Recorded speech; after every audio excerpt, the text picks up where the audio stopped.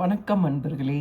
வாங்க நாம் இன்னைக்கு சம்பா ரவை கோதுமையில் வெஜிடேபிள் உப்புமா செய்கிறது எப்படின்னு பார்க்கலாம்.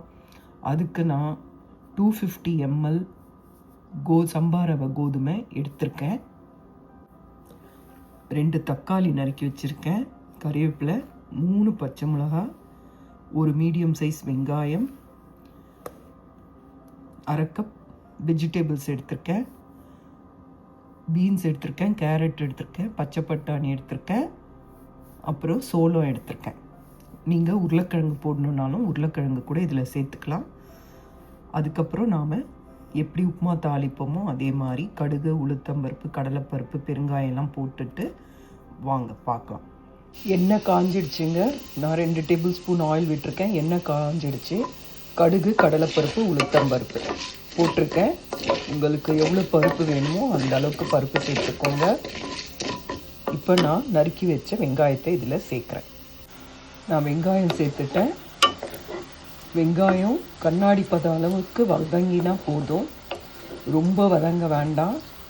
நீங்கள் உப்புமா சாப்பிடும் போது அப்போ தான் உங்களுக்கு நடுவில் இது கடித்து சாப்பிடும் போது நல்லா சுவையாக இருக்கும்.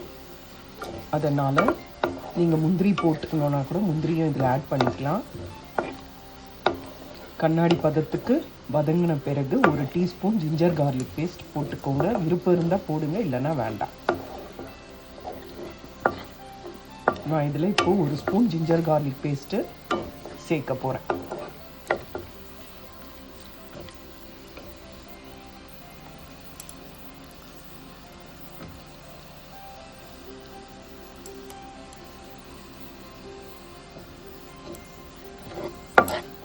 பச்சை வாசனை போகிற வரைக்கும் வதக்குங்க.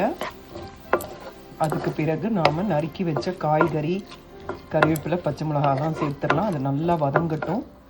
நல்லா வதங்கின பிறகு நாம் தக்காளியை ஆட் பண்ணலாம்.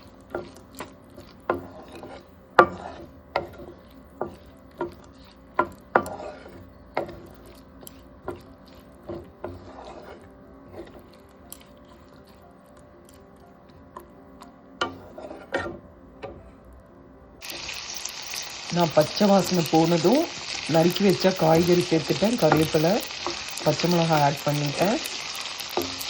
நல்லா வதங்கட்டும். நல்லா வதங்கின பிறகு நாம் தக்காளியும் சேர்த்து நல்லா வதக்கி விடலாம்.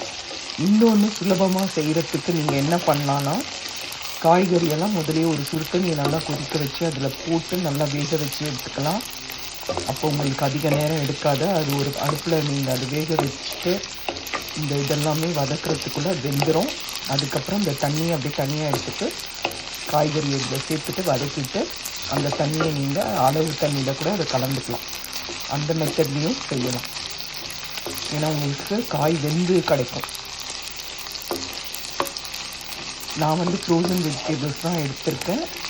நீங்கள் நார்மலாக கிடைக்கிற காயினை இது பண்ணும்போது கொஞ்சம் வேகிறதுக்கு நேரம் ஆகும். இந்த மாதிரி செஞ்சிங்கன்னா சீக்கிரமாக காய் வெந்துடும்.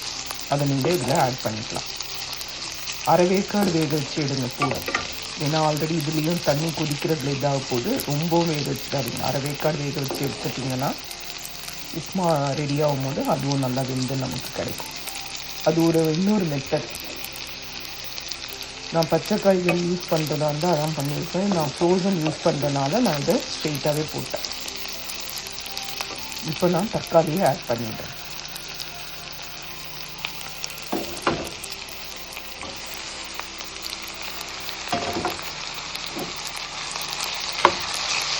தக்காளி நல்லா வதங்கட்டும்.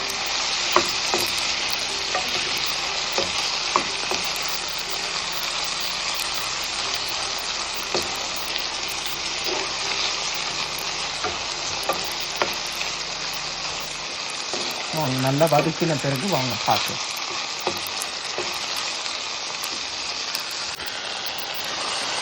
பாருங்கள், தக்காளி நல்லா வதங்கிடுச்சு.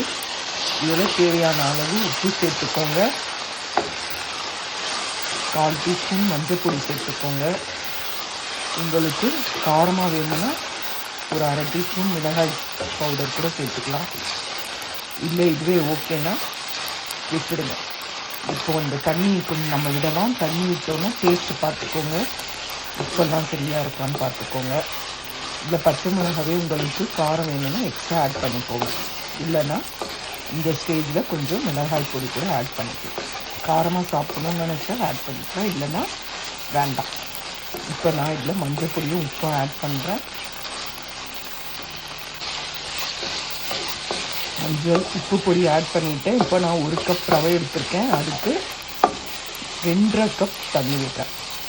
ஏன்னா இது கொஞ்சம் சம்பா ரவை கொஞ்சம் வேகிறதுக்கு இது கஷ்டம், அதனால் சீக்கிரம் வேகாது. அதனால் கொஞ்சம் நம்ம கூட தண்ணி விடலாம். நான் 2.5 கப் வாட்டர் இதில் ஆட் பண்ண போகிறேன். எந்த இதில் எடுத்தீங்களோ அதே கப்பில் தண்ணி விடுங்க. 2.5 கப் தண்ணி இதில் சேர்த்துட்டேங்க. உங்களுக்கு நீங்கள் எந்த கப்பில் நீங்கள் இந்த சம்பா ரவையை எடுத்தீங்களோ அதே கப்பில் தான் தண்ணி விடணும். நான் எடுத்த அதே இதில் நான் 2.5 கப் விட்டுருக்கேன். நீங்களும் அதே 2.5 கப் தான் விடணும். உங்களுக்கு கொஞ்சம் உதிரியாக வேணால் கொஞ்சம் கம்மி பண்ணிக்கோங்க. ஓரளவுக்கு குழைய சாப்பிடுவீங்கன்னா, ரொம்ப குழையல ஓரளவுக்கு இதுவாக சாப்பிடுவீங்கன்னா 2.5 விடுங்க, இல்லைன்னா கம்மி பண்ணிக்கோங்க. இப்போ உப்பு காரம்லாம் டேஸ்ட்டு பார்த்துட்டு நாம் நல்லா இது கொதிக்கட்டும். கொதித்த உடனே நாம் இதை ரவையை ஆட் பண்ணலாம். தண்ணி நல்லா கொதிக்குது. இந்த ஸ்டேஜில் நாம் ரவையை போட்டுட்டு நல்லா கலரி விட்டுட்டு மீடியம் ஃப்ளேமில் நம்ம அடுப்பை தட்டை போட்டு மூடி மீடியம் ஃப்ளேமில் வச்சிடலாம்.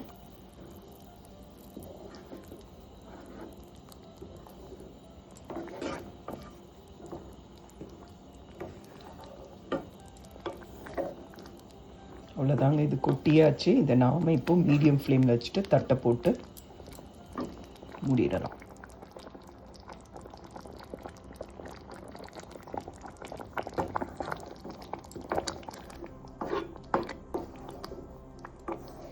இன்னொன்று, நீங்கள் இதில் தேங்காய் பால் கூட ஆட் பண்ணலாம். ஒரு 1/2 டம்ளர் தேங்காய் பால் ஆட் பண்ணி கூட செய்யலாம். பட் வீட்டில் பெரியவங்க இருந்தால் அவங்களுக்கு ஒத்துக்காது. இல்லாதவங்க இதில் ஒரு தேங்காய் பாலை ஆட் பண்ணி செஞ்சிங்கன்னா சூப்பராக இருக்கும். இது ரொம்ப உடம்புக்கும் நல்லது. இந்த மாதிரி செஞ்சாக்கா இது விரும்பாதவங்க கூட நல்லா விரும்பி சாப்பிடுவாங்க. இது ரொம்ப நல்லாயிருக்கும். மீடியம் ஃப்ளேமில் வைங்க. அதுக்கப்புறம் வாங்க நான் காட்டுறேன். பாருங்கள், இந்த மாதிரி தட்டை போட்டு மூடி வச்சிடுங்க. ஒரு 10 மினிட்ஸ் கழித்து ஓப்பன் பண்ணி பார்க்கலாம். இப்போ தட்டை திறந்துட்டு இந்த ஸ்டேஜில் 1 டேபிள் ஸ்பூன் தேங்காய் சேர்த்துட்டு நல்லா மிக்ஸ் பண்ணி விடுங்க. நல்லா மிக்ஸ் பண்ணி விட்டோன்னே இன்னும் கொஞ்சம் இது வேகணும். தேங்காய் சேர்த்திங்கன்னா சூப்பராக இருக்கும், நல்லா சுவையாக இருக்கும். விருப்பம் இருக்கவங்க சேர்த்துக்கோங்க, இல்லைன்னா வேண்டாம். நல்லாயிருக்கும். இதை நல்லா கலரி கொடுங்க. கலரி கொடுத்து இன்னும் ஒரு 15 நிமிஷம் அப்படியே மீடியம் ஃப்ளேம்லேயே வேக வைங்க. நல்லா சம்பா ரவை நல்லா வெந்துடும். நல்லா சுவையாக நல்லாயிருக்கும். நல்லா நாலா பக்கமும் நல்லா கலரி கொடுங்க.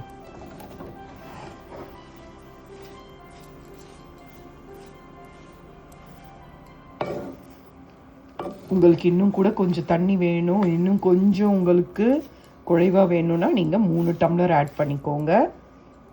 எங்கள் வீட்டில் கொஞ்சம் உதிரியாக தான் சாப்பிடுவாங்க, அதனால தான் இந்த மாதிரி செய்கிறேன். இது நல்லா இன்னும் கொஞ்சம் வேகணும். வாங்க பார்க்கலாம். பாருங்கள், வெஜிடேபிள் சம்பா ரவை உப்புமா ரெடி ஆயிடுச்சு. நல்லா வெந்துடுச்சு. செஞ்சு பாருங்கள், ரொம்ப நல்லாயிருக்கும். கடைசியாக இறக்கும் போது ஒரு ஸ்பூன் நெய் விட்டு இறக்குனீங்கன்னா இன்னும் சுவையாக இருக்கும்.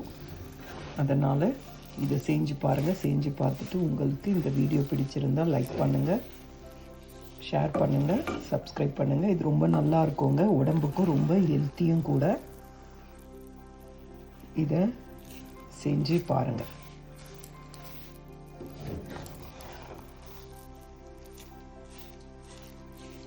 பாருங்கள், நல்லா சூப்பராக ரெடி ஆகிடுச்சு பாருங்கள்.